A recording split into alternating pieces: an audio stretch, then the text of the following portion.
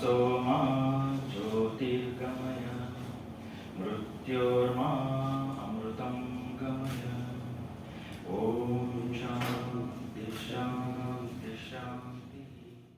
When there is a change, there is a hope in the system. So that's why I did that. So now, if you want to know the worth of any ecosystem, I will ask you a simple question. What is the worth of your mother at home? Can you assess and tell me? That's my first assignment to my student. Very difficult. So if they can assess, then they can assess the mother earth also. Recently we published a book on the forest ecosystem, wetland ecosystems in Karnataka. You know, I had published a small article in a research journal way back in 2017. United Nations saw that and they contacted me asking me whether I can do the study for 10 districts in India or 10 districts from Karnataka. I signed the MOU, but fortunate or unfortunate thing, COVID hit the streets.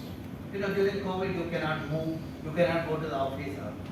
But it was a blessings in disguise for my students and myself. As I was tied to my lab and home, I was not traveling for meetings or any other event. You know, not just 10 districts we did entire Karnataka, all 31 districts.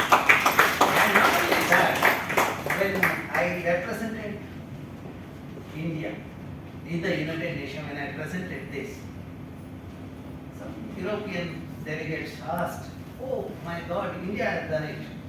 Then she asked me a question, "How did you do it?" I said, "That is the power of youth in my country.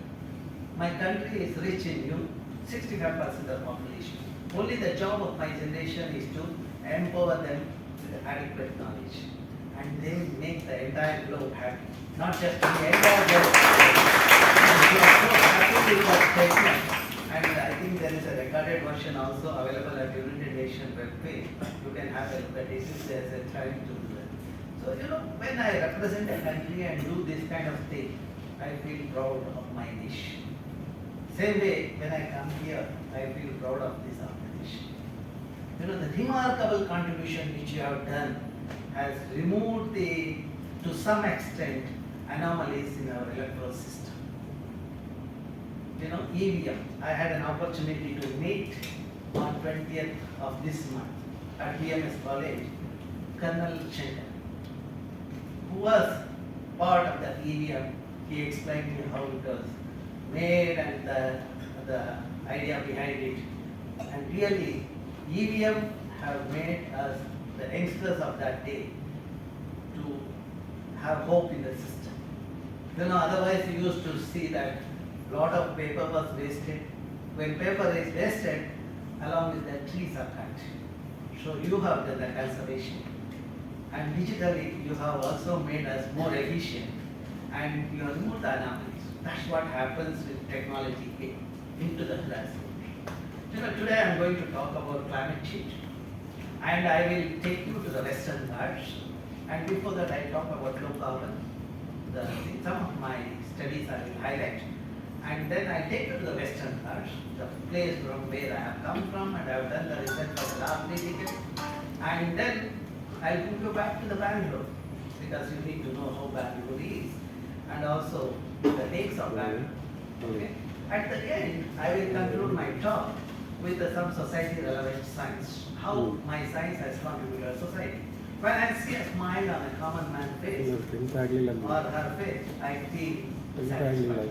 That's what is it. But I keep telling my student, even today I am ready to leave the earth because my students carry forward. That is the kind of thing we have led. And that is where when we see myself, my students see that smile on everybody's face, which I am going to illustrate through some of my slides, okay?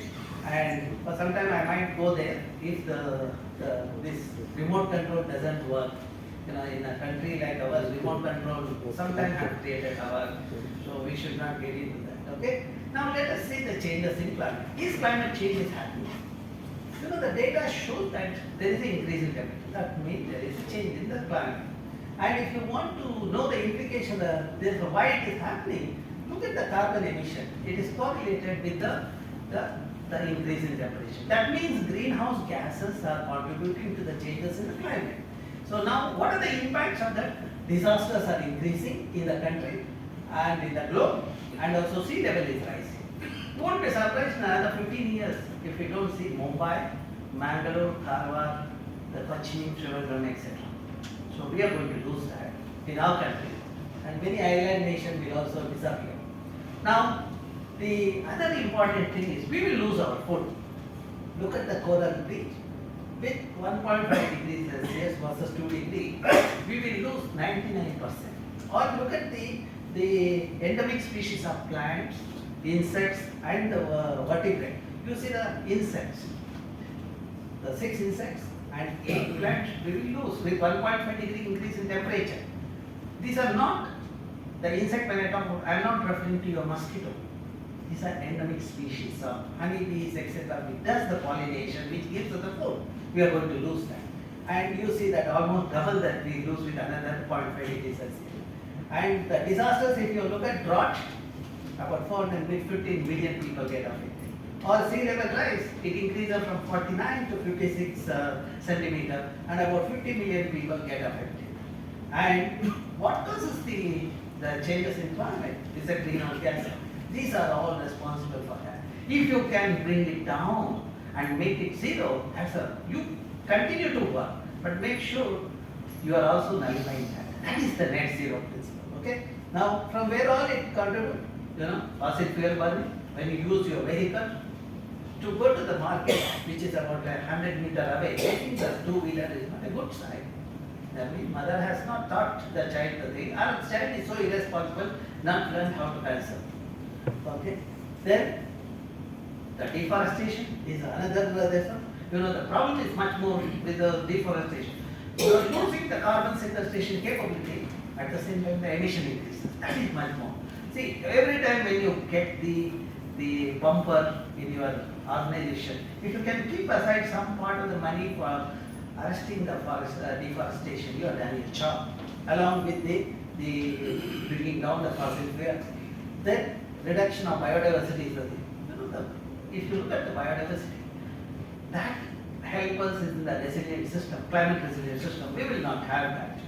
Okay.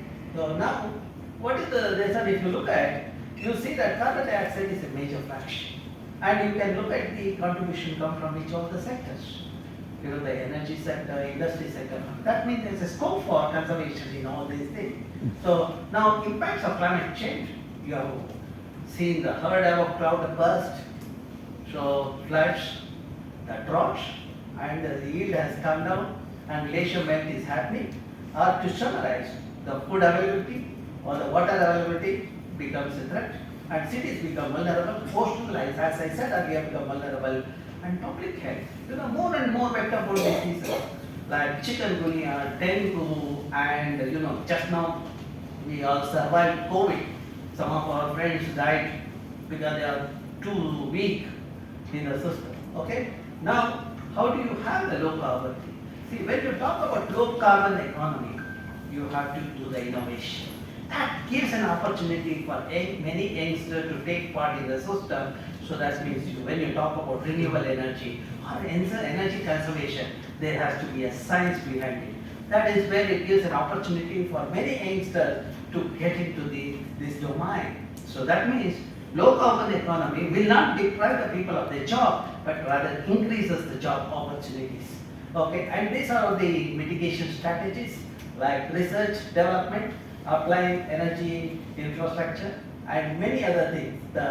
The taxes and all those things get into the mitigation strategy. Essentially, the policy of the government will matter. That's where when I talked about solar energy about 15 years back, people laughed at me saying that in a region where 130 days is cloudy, what is the use of solar? The publication which I did at that time became the country's solar program. And today we have the solar program, and I'm very happy the Prime Minister is talking about solar alliance. We are leading as far as the solar energy is concerned.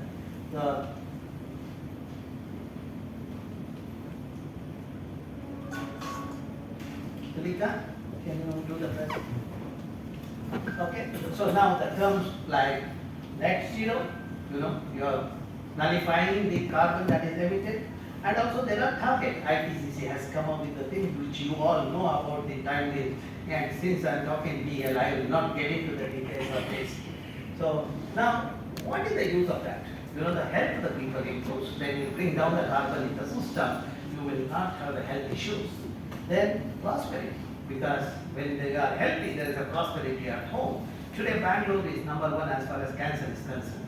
You see the tragedy at home. When people have cancer, someone at home, the kind of money what they have earned during their professional period, everything get drained in the system. And environment, favorable environment, so that you can lead a happy life. So now, for that, you have the strategy. You need to avoid the energy intensive process.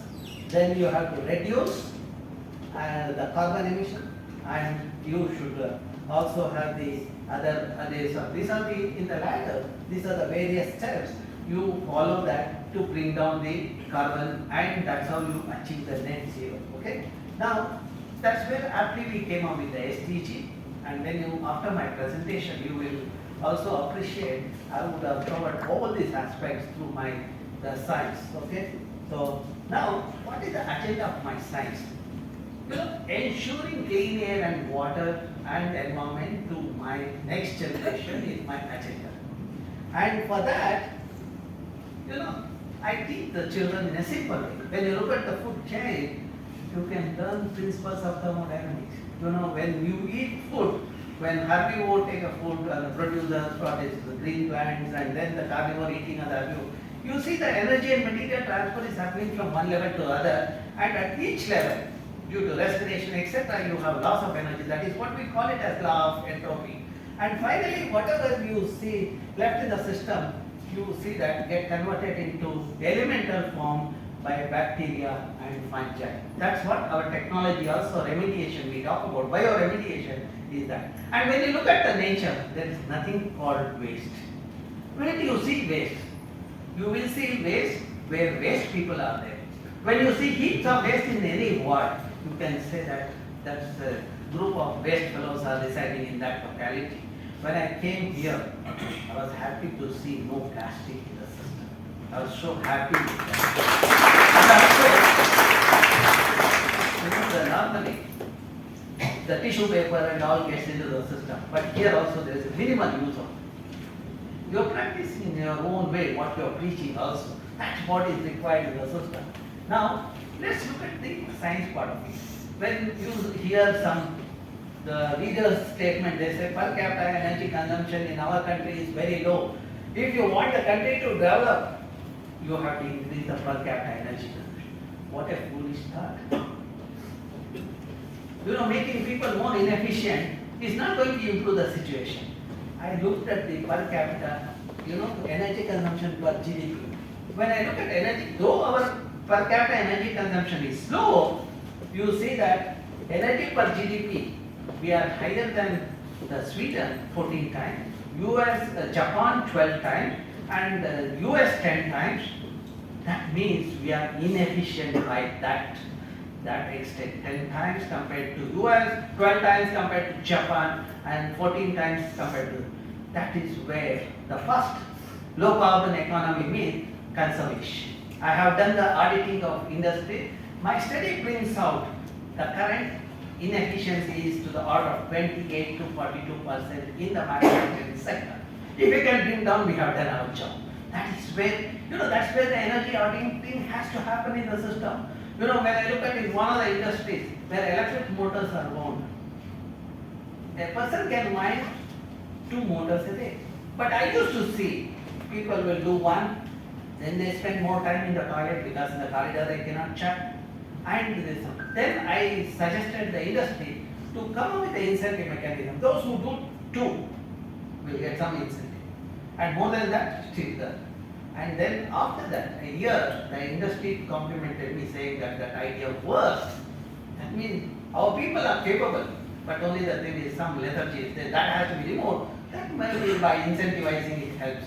In fact, when I suggested that, the manager of that division was slightly skeptical.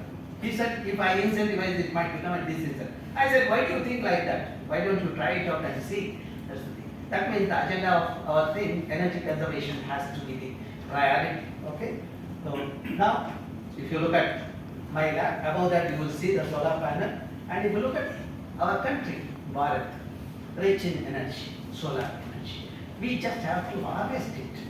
Even when I go to Ladakh, I saw 35 megawatt the solar plant working efficiently there in Ladakh. Okay, so and this is a publication of mine which published in 2009, which the country solar program gave the thing. When you look at the solar energy, the month by, you see only in July you have lower solar potential, and at that time you have the wind. Actually, you are harvesting solar plus wind. That is what the hybridization happens in the system. And when you look at the solar and the wind density in the country, we have the ample resources in the country. That is what we have to do. That today the challenge is improving the efficiency of the PV plant. You know, when I started my thing, it was 78%. Today it's about 14 to 15%. If you make it 24, 25, you have done your job in your lifetime. That's what one of the things you have to keep in mind. And I will tell you how you can do it also after some time. Okay? And these are some of the technologies, you know, solar hot water heater. Now it has become a common thing at every home. So then this gives the bioenergy in the thing. We looked at what is the demand and the supply, and that's way, you know, you can bring down the inefficiency by improving the traditional chulas. You know, wherein the energy consumption of fuel wood is about 1.8 to 2.2 kg per person per day. By going for the energy efficient chula based on the radiation convection and the conduction principle, you can bring down that inefficiency by 40%. You know, the fuel wood consumption come down to the 1.1 kg per person per day. And wood gasification is another technology. And we assessed in one of the districts, using the field data, what is the potential in the country. And if we lose the forest, how much for the bioenergy we lose. If you look at here, see, this is a forest in the 2018 and green is in 1973. We are losing the forest. That's a tragedy. Okay. So we also try to look at in which village, what is the ratio of energy supply to the demand, because most of the family uses the fuel wood for their day-to-day cooking and everything. Only they use the LPG only when people like me visit their home. Otherwise, they prefer to have the fuel wood stove. So this gives this one. I suggested to the government we should introduce the fuel efficient stove in these regions and biogas thing in this region where the resources are there. See, normally what government does it, they put it in a region where there is less resources, and then they say that the technology has failed or the program has failed. But if you do the mapping of resources, you can bring down that kind of anomaly. So now we also looked at the hydel energy. You know, one of the things I did was when I was a young researcher, after my bachelor's and master's, when I started looking at electrical energy. That is the time I looked at the interaction of the electrical energy generation with the society and the environment. And local people wanted me to come up with a technological viable solution where there was a proposal to have a hydro project which is about 220 megawatt at the Beti and which would have summoned the 10,000 hectares of forest. I came up with a proposal wherein the dam height I reduced to 67 meter. And I saved about 10,000, 9,400 hectares of the forest. Only the 600 or 550 hectares of forest was submerged to retain the water to meet the electricity requirement in the immediate vicinity. Whereas I proposed the runoff river scheme during the monsoon.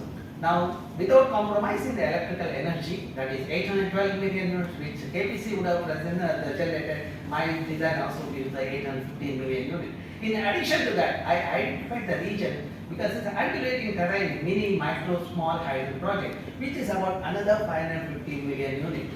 And also, since we conserve the forest of 9,500 hectares and the biomass-based civilization which uses fuel wood stove, I looked at what is the energy equivalent of bioenergy, which is about another 650 or 700 billion units.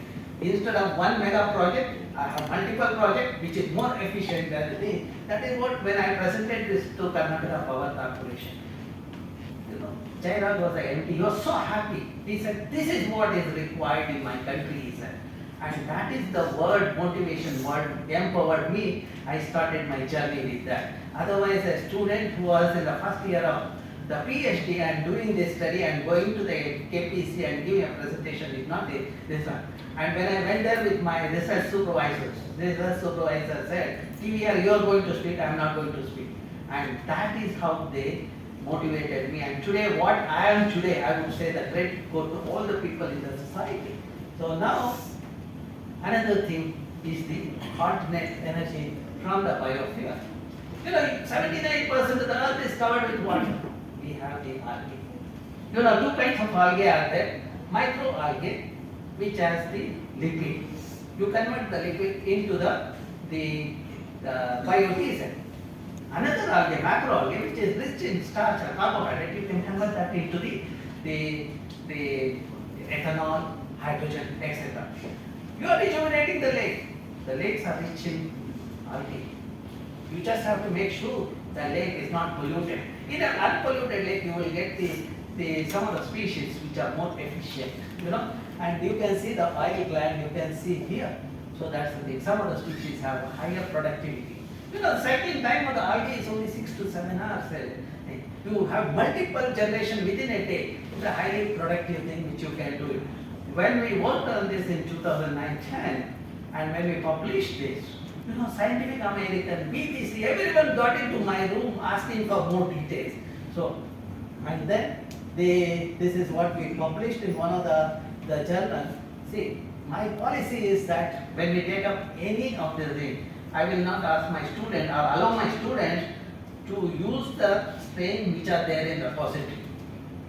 I want them to go to the field, collect the sample, analyze it and find out. That is where we get the more. These are the various species of macroalgae we found in the west coast, and then we looked at the process. The macroalgae has the polished sugar. You have to break that polished sugar into simple sugar to have the fermentation and have ethanol. That is where we came up with the mechanism. To have the fermentation, you need to have the organism, the yeast. So that is where I told my student, I will get you 100 fruits.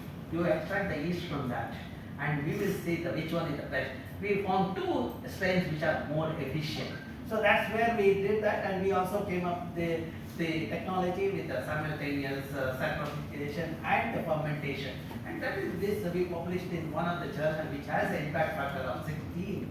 Okay, and similarly microalgae, another student of mine worked on the microalgae. Again, she went to the west coast, she collected the microalgae, analyzed, and then we looked at the process. Algae has the thick shell. You have to break it.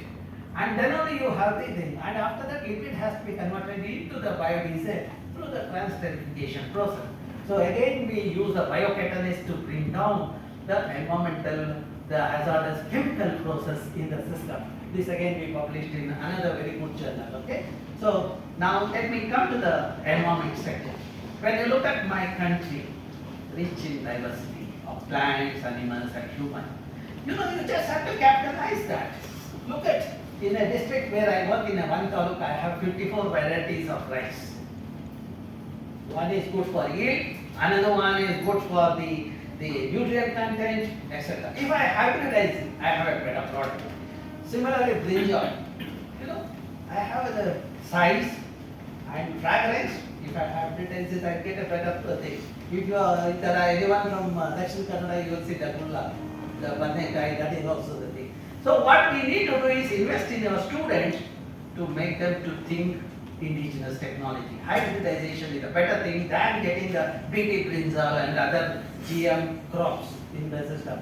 Now, when you look at our earth, we have, as per our scripture, when he chanted the first, this one in I'm so happy with that thing. I also follow that. 8 to 12 million species are there on the earth as per the Rig Veda. Okay? And in size we have estimated only 1.5. And out of 1.5 we know the biochemical composition of only the 15% of that. Even before we know the remaining 85% we are losing them because of the deforestation due to the mismanagement by the greedy people. Okay? Now, if you want to know which part of the earth has a rich in diversity of plants and animals, when you do the latitudinally, you will see at 8 to 14 degree latitude has the highest number of plants and animal varieties. That means that corresponds to Kerala, where Dinesh comes from, Karnataka, where I come from, Tamil Nadu, where our cousins come from, and Goa.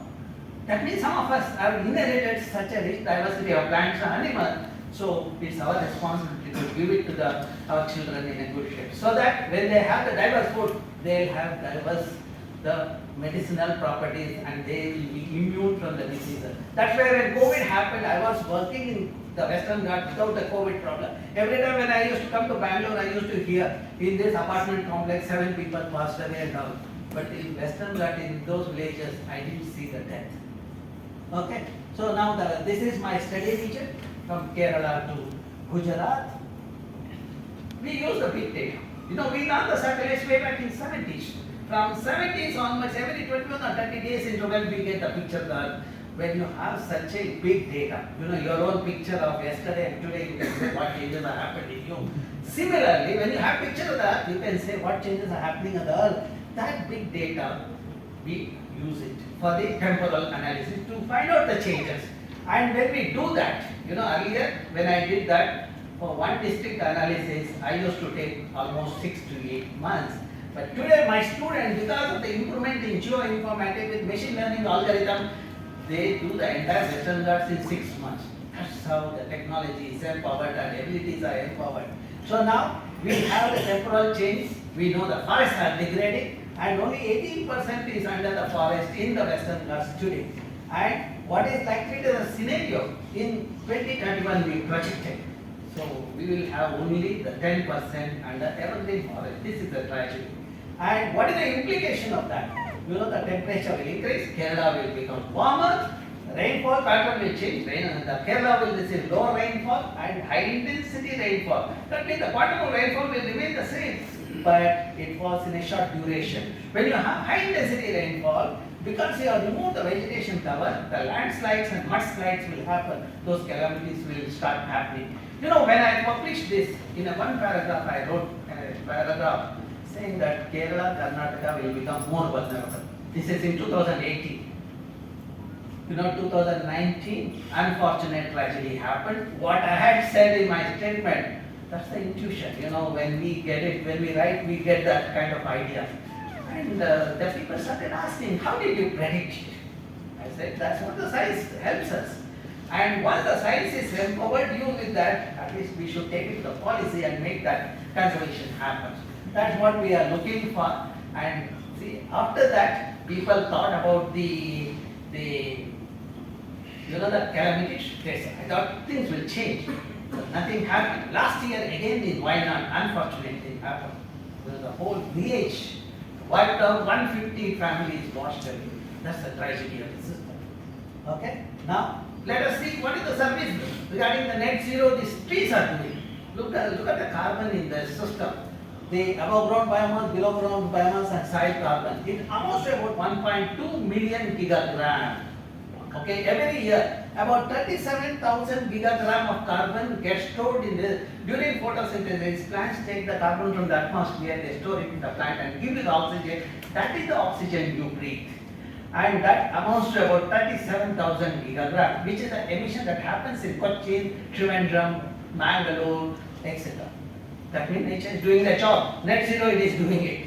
But we should allow that to happen. And if you look at from economic point of view, consider the social cost of carbon, it amounts to about 100 billion rupees or $1.4 billion. You might ask, what is the use of this work?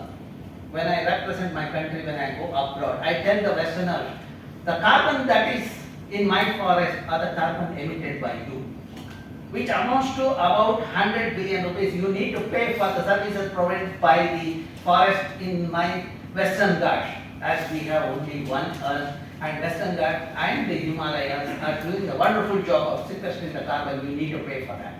Don't you see that's a very powerful argument? So now let me bring a linkage between the vegetation and water availability. So see, this is a picture of 1991 when I was a student, and today the same monsoon period I don't have water. Why I don't have water? Let me take you to Sharavati River Basin. We constructed a dam at Linganmakki. When you look at Linganmakki catchment, one part of the catchment you see less the stream network, other part is the air reserve. That became because of the degradation of the forest. You see on the above, you will see that the vegetation cover is decreased. Okay, and you see what is the impact on the vegetation on the water or a rainfall. The entire catchment, we have 125 years of rainfall data. You just download the data and analyze 1901 to 1964 and 1965 to today. You will be surprised to see that during 1901 to 64, the entire catchment was receiving the rainfall of 3,000 to 4,500. And after constructing the dam, after some years, we noticed that one part of the catchment has rainfall of 3,000 to 4,500, while the opposite side, when you see the degradation, it has declined to 1,700,000. That means 50% reduction in the rainfall has happened. Okay. We also did the hydrological investigation. We put the sensors in the underlying layers. So, see, this is the result. If we put the sensors in the underlying layers, we to find out how much water gets infiltrated. Percolation happens when it rains. We selected many catchments. One dominated with the native species forest, another with the monoculture plantation, other one is agriculture, barren area like that. 32 locations we did a monitoring for 3 years to take the seasonal variation as well as year-to-year variation. In the region, in the region dominated by native species forest, you see that it is the water bodies are perennial, which have the water for 12 months. So that means the catchment need to have the native species forest there. In the other region, where the monoculture plantation, you have the water only for 6 to 8 months. Where the forest is less than 30%, you see that it is only during the monsoon you have the water. Now, when you see this slide, so see, you can see that where the pink color is the 12 months water availability, green is 8 months, yellow is 6 months, and blue is the 4 months. Just overlay the vegetation cover. You see, wherever forests of native species are there, 12 months water is there. Wherever forests are fragmented, depending on scale of fragmentation, you have 8 to 6 months of water available. And where the forest cover is less than 30%, you have water only during the monsoon, that is 4 months. Now, if you want to understand how it affects the livelihood of the people, farmers in that pink region, they grow multiple crops because water is available throughout the year. Their earning is 1,54,000 rupees per hectare per year. Whereas in the other part where water is available 4 to 6 months, they grow only one crop. Their earning is 32,000 rupees per hectare per year. Another interesting thing we found is wherever forests are there, pollinators are abundant and diverse because of that pollination is efficient. When pollination is efficient, yield of the crop is almost twice. For example, paddy it's about 14 to 18 quintals per hectare, whereas in other regions it is 6 to 8 quintals per hectare. Now, if you want to give the prosperity in the rural home, you have to just maintain the greenery there, where 60 to 70% rainfall get infiltrated. That is the money that is deposited of the water deposited for the post-monsoon period. That's what should happen. So, next. Now, we also found 2 species of the fish in the region. That has a medicinal value. Since I am a scientist, I thought that if I culture it in Bangalore lab, I can make billions. I brought those fish to the lab. When I cultured it, none of the fish had any medicinal property like Bangalore used. That means if I want to have fish with the medicinal property which can cure bronchitis or asthma, I should have it in their habitat. For that to grow in the habitat, water should be there 12 months. For water to be there 12 months, surrounding catchment should have the native species forest. Then only the water will be there in the water body for 12 months. That brings out the linkage between the health, water availability and the forest. Now, when you look at the second part of the slide, where you see the frogs, we call them as amphibians. Because they have 2 stages in the life cycle. The first stage is the juvenile stage, which is in the water, the tadpole stage. The next stage is the other stage on the land. Now, if there is no water, what will happen? The tadpole stage cannot happen, the frog cannot survive. But in a dry area, we saw that young frogs are there. Then when we investigated, after fertilization of the egg, the frogs have learned to give up the tadpole stage. You see the direct development to the adult stage. Frogs have learned that. That is called adaptation. When we talk about the climate change, we say adapt or mitigate. I will write it again. With the changes in climate, there won't be water on the earth. None of us will survive. Only those organisms will survive. And that if you see the dot which illustrate those animals are there where water is there 12 months, in the region where there is no dot, only two-legged animals are there fighting for water. The next. See, you have seen Lord Shiva with the head covered with the hair. The Ganga is there when the hair is there. So he can retain the Ganga there so that we have water in the earth. To put it in simpler word, when Mother Earth is covered with a green saree of native species, she retains the water for 12 months, you will have prosperity at home. When you convert that green saree of native species into the monoculture plantation, we will have water for 6 to 8 months. In the process, some fellow who have converted that forest into rubber, he might become a developed man at the cost of non-availability of water for 4 to 6 months for the surrounding villages. That's why they lose their livelihood. And when we degrade the catchment with the forest or less than the 30%, we will not have water during the post-monsoon period. Then we will think about getting water from Western Ghats to further Bangalore or from moon also. Okay? So that is where can you go back? Understanding the importance of that. Our elders protected the patch of forest, that's called sacred groves or sacred forest. It is there in Dakshin Kannada, Uttar Kannada, Shivamogga and all those things. They know that if the forest is there in the vicinity, their wells will have the water 12 months. That linkage they knew. They called it a sacred forest, and those who don't believe in God, they said that it is like a forest also. So that's how they conserved it, and that is where, if you can invest in conserving that, you are doing a wonderful job. The conservation is not a big thing. When I was a member of the Western Ghat Task Force, the simple thing we did was we just dug a trench around the sacred forest. People said it's encroached. We said that, see, if I take the legal route, it will take many years to implement my plan. Best thing is, let us conserve whatever we have, and finally we take up the legal route. And because of that, within a year we saw the number of species which was 47 before drenching. Within 1.5 years, when we did the study, it went up to 93. That means simple conservation measure is enough for that. How much money we spend? Big money for drenching. Ours is a land of JCBs, which is misused. Yeah, thanks. Now, see, I learned the concept of sustainability from that lady. The lady in the late 60s. She collects bivalves and collects only one basket, she and her dog will have. I was curious, they finish early, but still they don't collect it. I went and asked her. She told me, if I sell these bivalves, what I have collected in this basket, I will get 350 rupees, which is sufficient for me to run my family of 7 members. For tomorrow, I will earn tomorrow. That is the renewability. As long as when you talk about sustainability, renewability has to be there. When you ensure the renewability, you have maintained the sustainability in the system. When you are doing the renewable source of energy, you are doing that job. So, next. We also, for advocacy, we develop the decision support system, integrating various variables, biogeoclimatic and social variables. We developed the decision support system. Entire Western Ghat was divided into 5 minutes by 5 minutes, the 9 kilometer by 9 kilometer grid. Each grid we found out these variables and we gave the weight.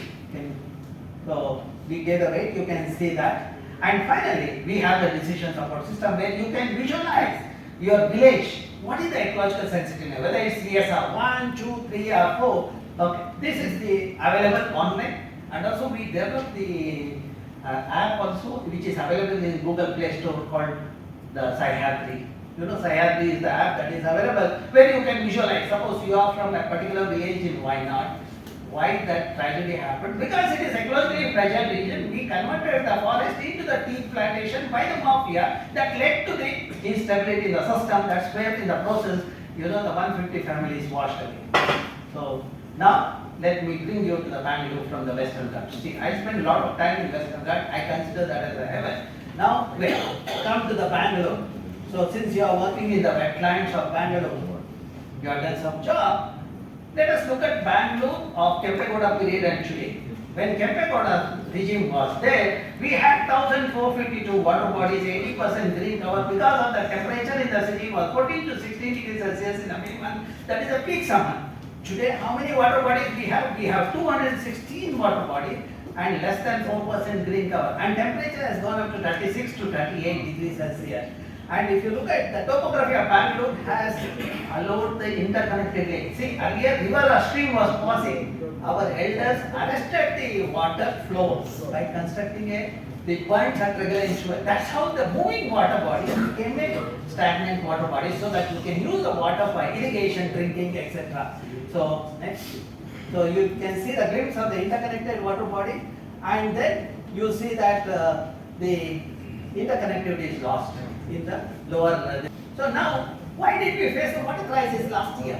I say because of the absence of water urbanism in the planning. We converted the landscape from the porous landscape to the paved landscape. Landscape is porous when it is covered with greenery and water bodies and tree down. And also when you look at the demand for water, you know, we require about 18 TMs of water. So 60% come from Kaveri and the remaining 40% come from the groundwater.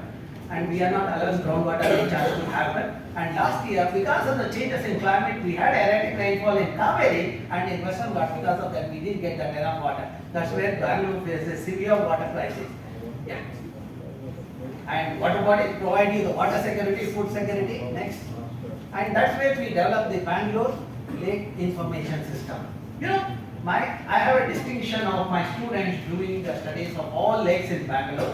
We have 216 lakes and all lakes are monitored, and the water quality, the threat in terms of encroachment, and what kind of biological organism which is there, like fish, the planktons or the algae in the system, we know that.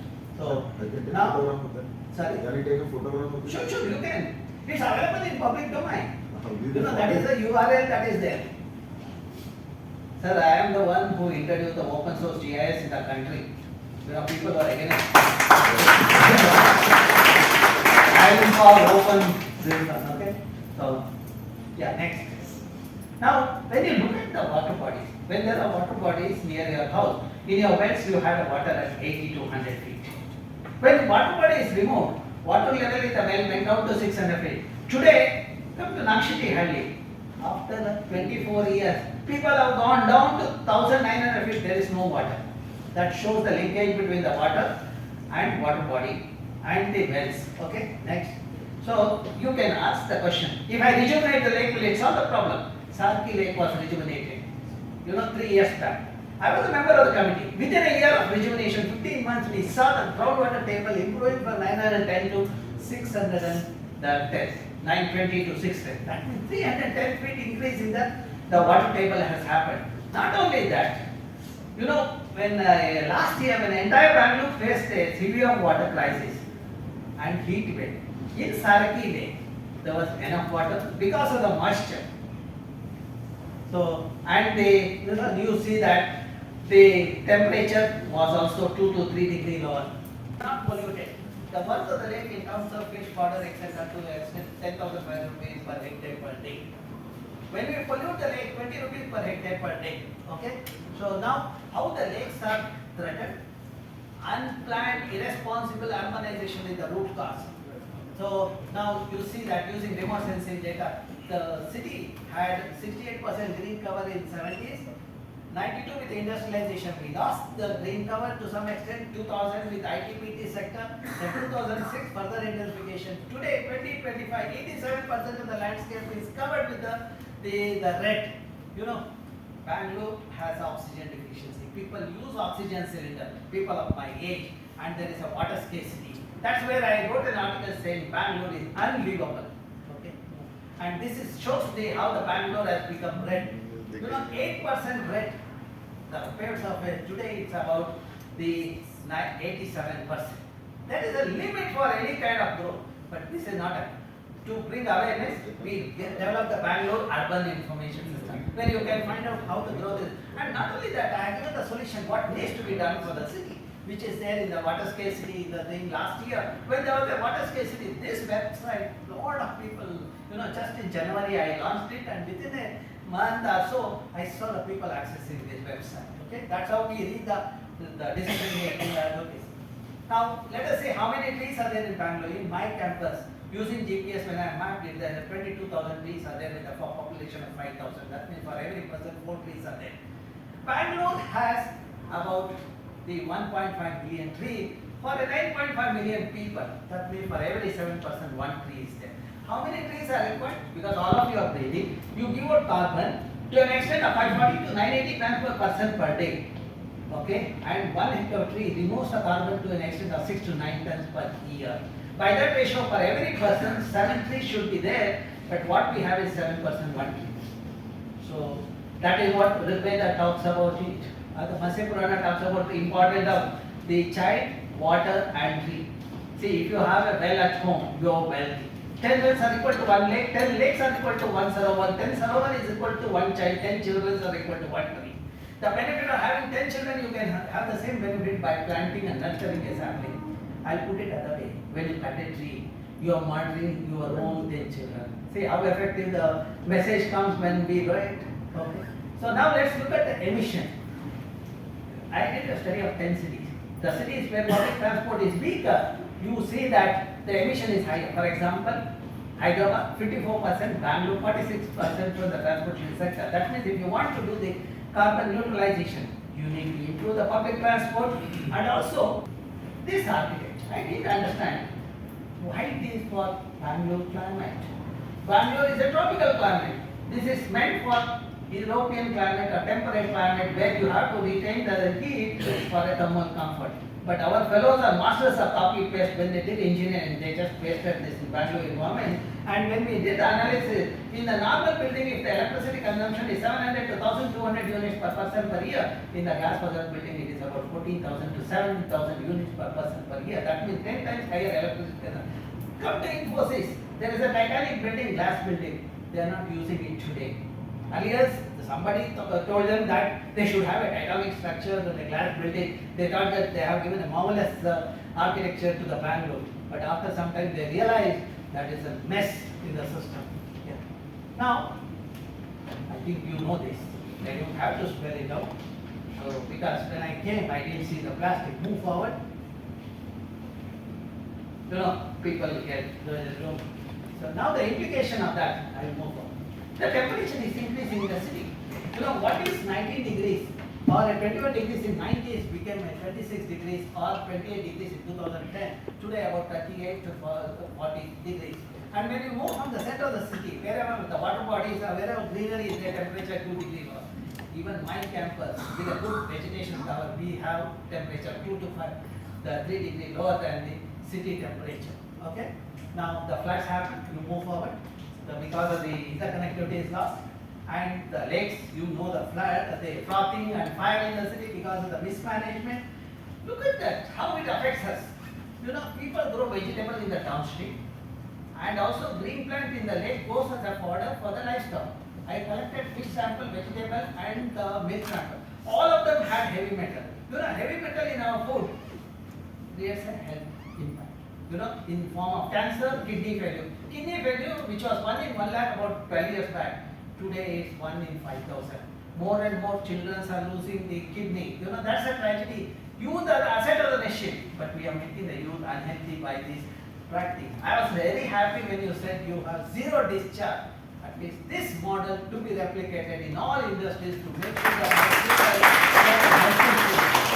otherwise the food what you are taking in your home, in your plate, you will start thinking whether it has enough plastic because of the plastic waste or the heavy metal like that. Okay, then so we rejuvenated the rejuvenation. You see, my report helped in going into the Supreme Court and get a verdict where 500 crores was penalized the government of Karnataka.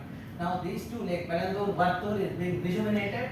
So you know, the silt accumulated in the lake we quantified, which is about the 1.6 billion cubic meter.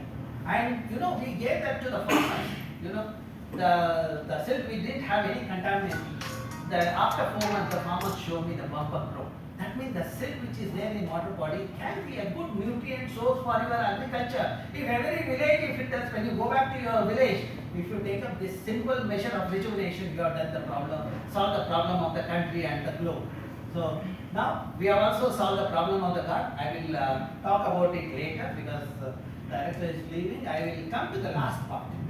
You know, how we solve the problem. One is the wastewater treatment, the rainwater harvesting, creating water body and mini forest in the campus. And whatever we have learned, through this case study, we are communicating to the wider section of the society. That's where I have come. I have come to make changes. See, when I came here, they said that I cannot use my laptop here because there is no connection.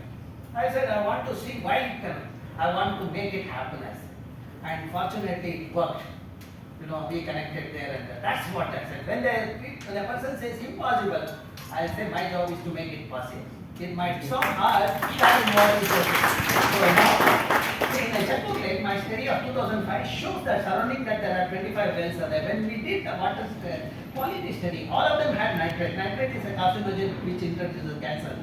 My publication, I pressurized the government to rejuvenate the lake. I was made a member of the committee. That helped me in introducing the nature-based solution. I integrated constructed wetland and algal pond. And my students monitored this lake for the last 12 years. Today, surrounding the Jakkur lake, there are 300 wells. None of them are the Jakkur lake has a nitrate. I have given the solution, for at least 300 well users. They are not getting contaminated water. Going to see the science has reached the destination. That's what we are doing in the other lakes also. So now, if you look at Bangalore, this is the rainfall of 700 to 850 millimeters. If I harvest the rainwater through the lakes, I have solved the problem of water in the region, groundwater which has happened. And if I treat the 18 TMC of wastewater that is generated through the nature-based solution as we did in Jakkur, I have 16 TMC of treated water. That means 15 TMC because of rainwater harvesting, 16 TMC because of wastewater treatment. I have 31 TMC where the requirement is 18 TMC. For this to happen, I have 5 R formula. First R is a responsible. People are responsible when they have the environmental knowledge, they become sensible. When they are sensible, they become responsible. When they are responsible, they allow the rejuvenation of the lake. Otherwise, they will come and dump the solid waste and liquid waste into that. And so that I can detain the rainwater like that. The next is reuse and recycle the wastewater. So we have sustainability in the place. So the next, come to my campus. I have created a lake which stores 10 lakh liters of water. Not only my students who use this lake for biofuel study, I have otter in the campus. I don't feed otter with the fish. When we did the biodiversity study, we saw that algae is there, zooplankton is there, fish is there. That means nature creates the ecosystem when we facilitate that. And even the same problem we have solved. In a taluk where there was a water scarcity, we gave a solution of rainwater harvesting through the lake by rejuvenating the lake. Last year, when entire Karnataka faced the green drought, this taluk didn't face a water crisis because of that the same taking up the water rejuvenation program in that taluk. 32 lakes were rejuvenated. We noticed the success is because of the youth. Then we pressurized that CEO of that school college to have a lake in the system. Which stores 25 lakh liters of thing. When I visit that institution once a year as a guest faculty, you see the greenery with abundant water. Put it in a simpler word. That gentleman, when he met me, he was a bachelor. Can you point that? And he was trying to get married, unlike Bangalorean who get married through the Facebook, and the next month all these festivals follow, they filed the paper for divorce. But he got a partner, wonderful partner who take care of the entire joint family. Not only that, when I travel, she doesn't want me to stay in the hotel or guest house. I have to stay there. Whereas unlike that, when I come to Bangalore, if I knock at somebody's door, they say we are not at home, but the voice is from there. So now, when you come to I am in the last 2 minutes, my campus, you will see the climber. Architecture, I was fascinated. I thought I should have it in the campus. I got that pod which has 14 seats. Out of 14, 7 I planted in 7 locations, remaining 7 I kept in my lab. Out of 7, only 1 has survived. Where it has survived? Next to the building where I have worked for the last 2 decades. Even the plants know who will take care. Because every day when I was coming out, I used to talk to them. Why you have not grown as those things. My students are witness, they have written in their article. And in front of that building, he created a mini forest in a 2 hectares area, 49 native species, 500 saplings planted way back in 90s. You come and see today, you get a feel of the rainforest. You see the varieties of wild fauna like slender lories, snakes, etc. And more importantly, groundwater which was 150 feet at that time, today you have the water at 10 to 15 feet. Through my science, I have moved what I was telling you earlier. And temperature is another 2 degrees lower as your campus. Okay? So now what I have learned, I communicate to the wider section, probably in the entire country, the only person who has given 2000 plus lectures in various schools and colleges, apart from representing country in United Nations. And I have conducted a course on environmental management. Last 22 years I have conducted, 23 third batch. Just this year they are graduating. Okay. Now we conduct a symposium once in 2 years, popularly known as Lake Symposium. Uniqueness of the event is 1,000 to 1,200 people participate. Out of that, 35% are the school and college students. You know, when they do the simple experiment like carbon filtration or the lake monitoring, we are doing the capacity building. And when they come to this event for the 4 days, they learn from us. 25 years the experience they learn, and also on the concluding day, when they do the presentation, their confidence level shoots up. That's how we are doing the capacity building. So next, these are the 2 articles we published in the Nature last year. For me, the bumper, okay. And my agenda of science is to sow the seeds of knowledge in this eighth grade and to give them to the nation. That they will be the powerful asset, you know, responsible asset of my country. And when they do a good job, there is a smile on everybody's face. You know, this is a portal where you get all my publication and emails are there. I don't use mobile, so you can contact me through the email. And when you access, you will see that all my articles are there, and in YouTube you will see my lecture. So next, see, when the children do the good sign, there is a smile on everybody's face. Thank you very much for listening to me. I hope I have conveyed a message. Thank you for giving an opportunity for a wonderful experience at your institution. Today I would say, an institution where culture is there, humanity also is there. The way I was treated today, I am grateful to each and every one. So the smile on everybody's face makes everyone to give back to the system much better than what they got. Okay. Thank you all.